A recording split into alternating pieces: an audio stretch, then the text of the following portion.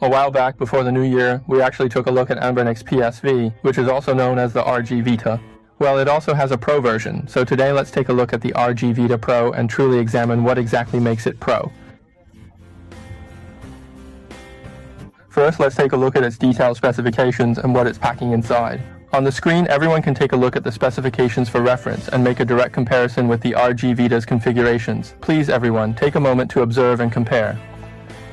Then we'll check their scores. The RG Vita Pro gets 426,000 and the RG Vita scores over 372,000. The overall difference isn't really too significant.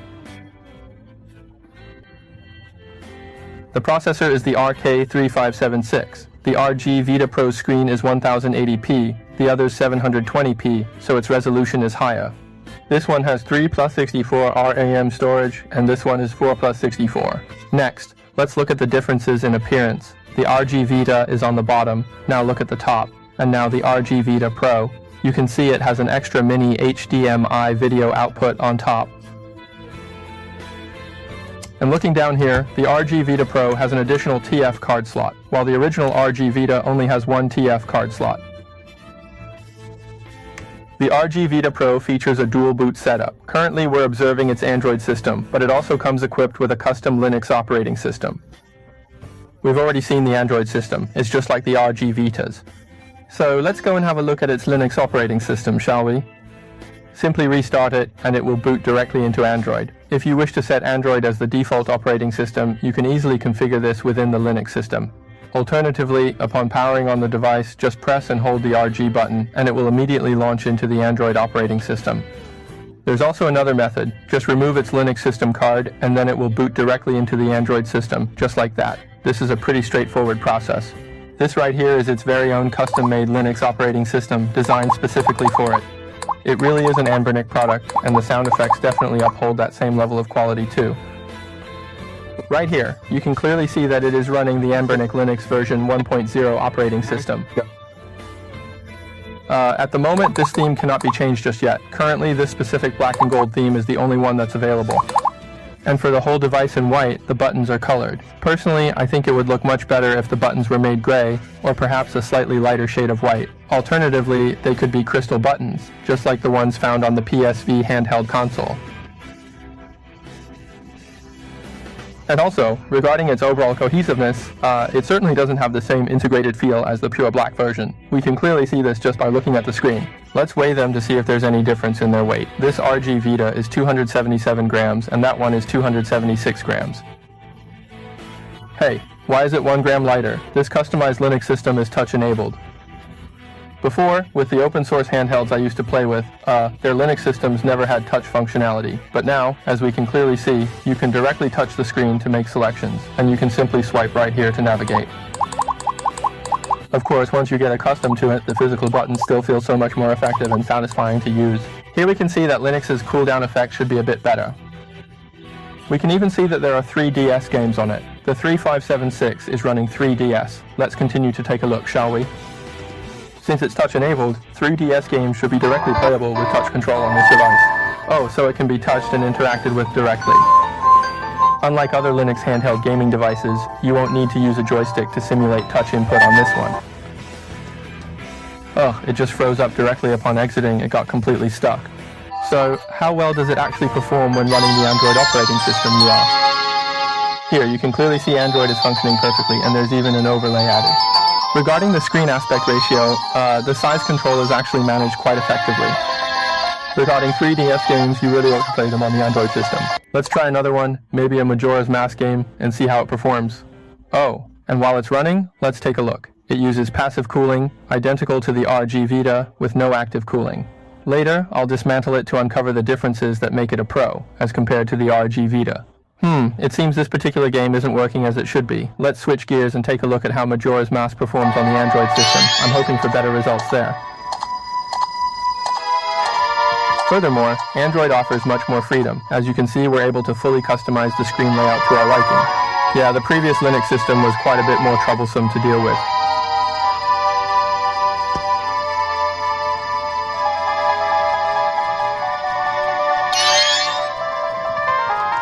Therefore, when it comes to 3DS games, it truly is a much more suitable and overall better experience to play them on the Android system. Now, let's take another look at the scenic views of the Wind Waker within the Linux system.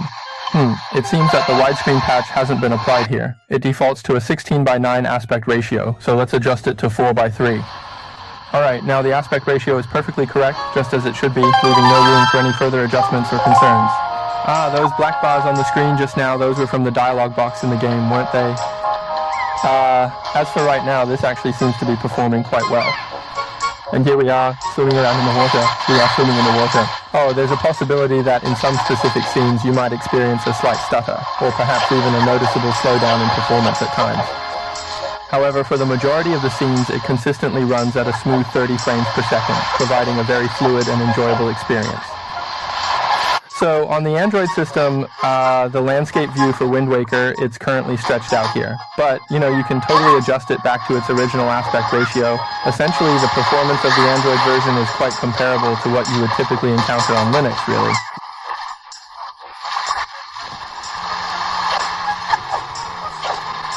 Now that the Linux system supports touch control, let's check out some NDS games.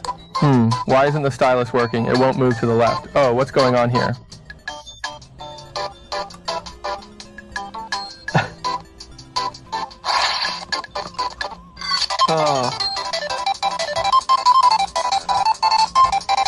The stylus only recognizes input from a single direction, which is quite inconvenient to use. You still have to use the right analog stick. Let's try out a different game to see if it's the game itself. Oh, this is an emulator issue, you see. I cannot move left or right using this method at all. To maneuver left or right, I still need to solely rely on the right analog stick for precise control. If it were a circle, you'd be able to tap it. It appears this emulator still requires quite a bit of adaptation and optimization. Let's take a look at the NDS system on Android as well. On Android, the NDS system has an overlay. Its touch functionality should be perfectly fine now, so there really shouldn't be any issues at all. See? There are no issues with this anymore. For playing NDS games, using Android would definitely provide a much better experience, wouldn't it? Hey, there are also PS2 games. God of War 2 with the RK3576, a benchmark score over 400,000. So, what Snapdragon processor do you all feel this would be equivalent to? Alright, let's go ahead and try moving around a bit, see how it feels and operates. The frame rate is probably somewhere in the lower 20s, around 20 to 25 frames per second. The frame rate is roughly somewhere between 20 and 30 frames per second, so not too bad. Let's check out God of War 2 running on Android once more. In the system settings, the EE cycle rate must be adjusted to a medium underclock, which is essential to stabilize the frame rate at a consistent 30 frames per second. Now, its performance is quite comparable to that of a Linux system. It's running pretty smoothly, offering a similar experience. Let's take a look at the game, Budokai Tenkaichi, right now and see how it performs. Let it fight on its own. We'll just take a look at the frame rate. It's already turning red, indicating a significant struggle, and it's quite obvious. It truly seems at this very moment that the frame rate just can't quite manage to consistently hold steady at 30 frames per second. It also consistently stays around the low 20s, often fluctuating up to about 30 frames per second. Alright, let's take a look at Dragon Ball running on the Android system for a bit. The frame rate also doesn't quite hit a full 30 frames per second. It's pretty much identical to the Linux system's performance, which consistently fluctuates between the low 20s and 30 frames. For PSP games, let's take a look at God of War now. As you can see, the frame rate consistently maintains a stable 60 frames per second.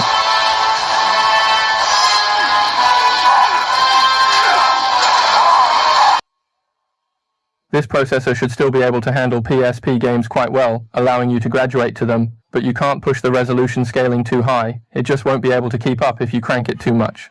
Let's check God of War on the Android system again. Let's try setting it directly to 4x resolution. It just can't handle a 4x resolution. Let's try 3x instead. Let's put it to the test by getting into a fight and seeing how it performs under pressure in an actual battle scenario.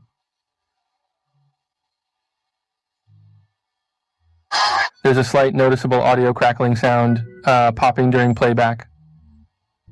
Let's take a look at Grand Theft Auto right now. This time there shouldn't be any problems, right? It should definitely be able to maintain a super steady 30 frames now. No problem at all. PSP games are indeed running very smoothly on this system, performing exceptionally well, with absolutely no issues encountered during gameplay. This processor seems to handle them with ease, providing a fantastic experience for these titles. Oh no, it fell into the water. Now for GTA on the Android system. This is also running at 3 times the PSP's native resolution, by the way. It's looking quite stable now. This game is really well optimized, so let's try pushing it to a 4x resolution and see how it performs. Let's set it to 4 times the resolution, which should now correspond exactly to the screen's native display resolution. And once that's corresponded, it certainly does appear quite a bit clearer, wouldn't you say? It's still stable at 30, so the GTA optimization is quite good then. It's running very smoothly and is quite stable.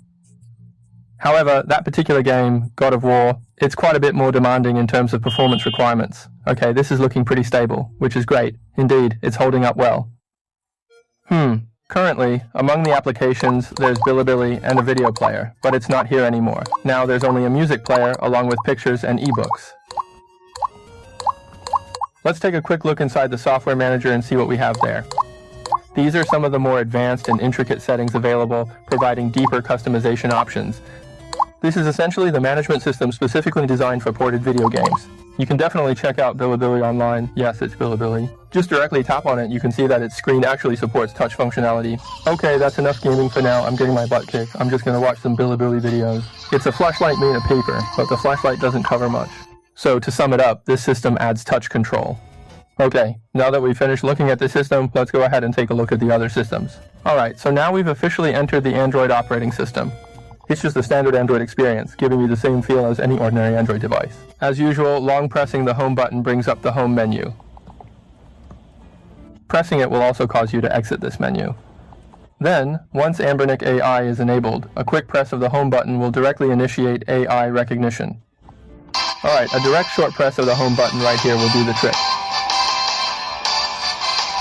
Alright, it's translating now. You can see that it's working. I'm going to go ahead and press the start button, and it says, Sega Enterprises Ltd. Let's press it once more. It's added a convenient shortcut, making it considerably easier to use.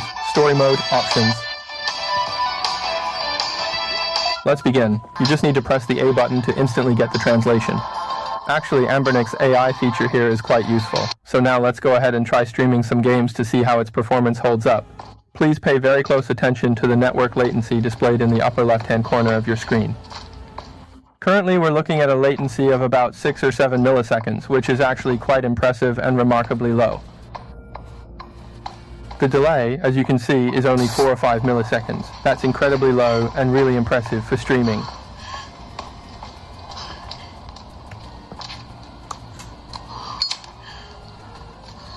All things considered, the current network latency and overall response delay are looking pretty good actually. They're quite acceptable, I'd say, for a streaming setup like this. Alright, so next, let's open it up and take a good look, comparing it to the RG Vita to see all the differences. Exactly, the vibration is from a common vibrator motor. The buttons themselves are equipped with conductive rubber, although I completely forgot to mention that the top ones are micro switches. During the teardown, we noted its battery is 5,000 mAh with a maximum output of 18 watts. The Vita, on the other hand, tops out at 10 watts. The PRO boasts superior charging speed. Now let's take a look inside this handheld console. The internal design of this particular handheld device appears to be fundamentally identical to that of the Vita.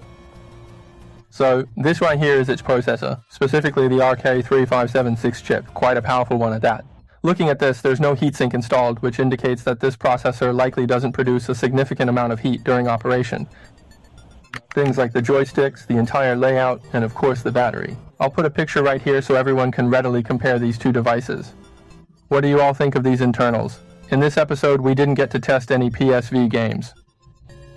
The official word is that they've made some optimizations to the emulator specifically for the PSV. So in our next episode, let's specifically use the RG Vita Pro to test just how well PSV games perform, shall we? That's all for this video. If you enjoyed it, please like, subscribe, and share to support Shuyu. Oh, by the way, its selling price hasn't been officially revealed yet. What do you all anticipate it will end up costing? That includes the RG Vita. I wish you all a happy and joyful day, everyone. This has been Wanjishe, your gaming community. Oh, hey, don't leave just yet. I completely forgot to give you the rundown, the summary of everything. So, where does the PRO come into play? The processor is a tad more robust, specifically the RK3576. It also boasts mini HDMI video output, and it features an additional Linux system with touch capabilities plus an extra TF card slot, which undeniably adds to its versatility. However, regarding its overall performance, I'm inclined to say it's still not quite up to par.